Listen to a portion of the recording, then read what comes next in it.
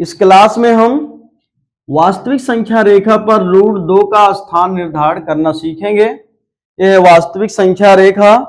वास्तविक संख्या रेखा ऐसी रेखा होती है जिस पर वास्तविक संख्याओं को बाईं ओर से दाईं ओर बढ़ते हुए क्रम में लिखा जाता है।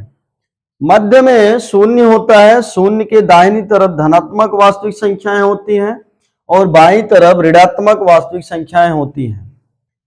प्राकृतिक संख्याएं, पूर्ण संख्याएं, पूर्णांक, परिमेय संख्याएं और अपरिमेय संख्याएं, इन सभी संख्याओं को हम वास्तविक संख्याएं कहते हैं। रूट 2 एक अपरिमेय संख्या है। यह रूट 2 इस वास्तविक संख्या रेखा पर किस जगह पड़ेगी? जैसे एक जो है शून्य से यहां पर पड़ रहा है, 2 यहां पर पड़ रहा है, 3 यहां पर पड़ रहा है। इसी तरह से हमको दिखाना है कि रूट 2 किस जगह पर पड़ेगा। तो इसके पहले इसका मान मालूम करेंगे पाइथागोरस प्रमेय से। पाइथागोरस प्रमेय क्या होता है? कर्ण पर बना वर्ग बराबर आधार पर बना वर्ग धन लंब पर बना वर्ग। अब आधार, लंब और कर्ण क्या है? एक समकोण त्रिभुज में भुजाएं हैं।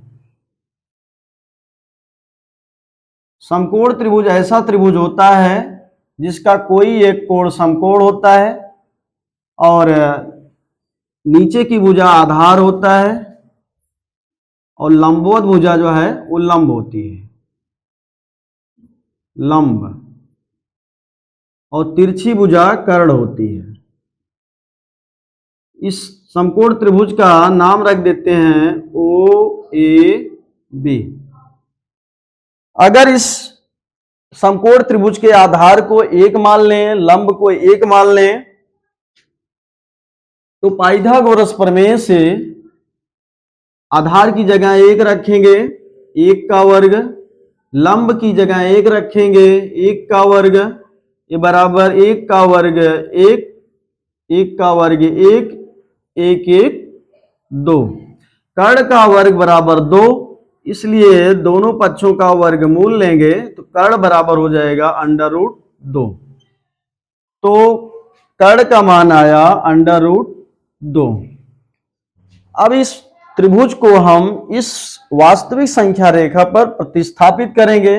मतलब इस O बिंदु को इस 0 पर लाएंगे, A को 1 पर लाएंगे और B को यहां से लंबवत रेखा खींचेंगे एक लंबाई का, यह B हो जाएगा। यह बिंदु A हो गया या O हो गया। इसको मिलाएंगे तो एक लंबाई का लंब, एक लंबाई का आधार और यह √2 लंबाई का हो गया। अब हम इस OB लंबाई जो है इसको त्रिज्या मान करके प्रकार की सहायता से एक चाप लगाएंगे। प्रकार की सहायता से इसको केंद्र मान करके O को, OB को त्रिज्या मान करके एक चाप लगाएंगे। जहां पर वास्तविक संख्या रेखा को एक कट करेगा वहीं जो है √2 का स्थान होगा। इस बिंदु P पर, इसको हम P मान लेते हैं जहां पर एक कट कर रहा है। तो इस बिंदु P और O की दूरी जो है √2 हो जाएगा। यहां से यहां तक O से बिंदु P की दूरी √2 होगा और यही बिंदु P जो है √2 का स्थान हो जाएगा। इस तरह से √2 का स्थान निर्धारण वास्तविक संख्या रेखा पर होता है। और इसी तरह से हम √3 का अगर स्थान निर्धारण करना चाहेंगे संख्या रेखा पर, वास्तविक संख्या रेखा पर √3 का स्थान निर्धारण अगर करना है तो हम क्या करेंगे? इस बिंदु B पर एक लंब खींचेंगे, एक लंब खींचेंगे। ये समकोण त्रिभुज हो गया और इस बिंदु को हम C मान लेते हैं। O को C से मिलाएंगे अब पाइथागोरस प्रमेय से आप देखेंगे, अगर यह √2 लंबाई का ये आधार हो गया OB और BC लंब हो गया, इसकी लंबाई 1 है। अगर आधार √2 है, आधार √2 है, इसका वर्ग, लंब 1 है, 1 का वर्ग, √2 का वर्ग 2 हो जाएगा, 1 का वर्ग 1, 2 1 3। अब कर्ण का वर्ग बराबर 3, इसलिए कर्ण बराबर दोनों पक्षों का वर्गमूल लेंगे, ये √3 हो गया। मतलब इस OC का लंबाई जो है √3 मिला। अब √3 संख्या रेखा पर किस जगह पर पड़ेगा, हम प्रकार की सहायता से मालूम करेंगे।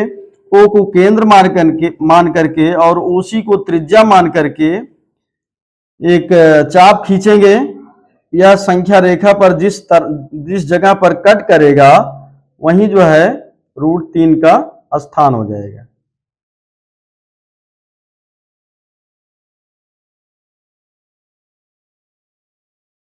यह जो है बिंदु, इस बिंदु को हम Q मान लेते हैं, तो और यह ही जो है बिंदु Q √3 का स्थान हो जाएगा।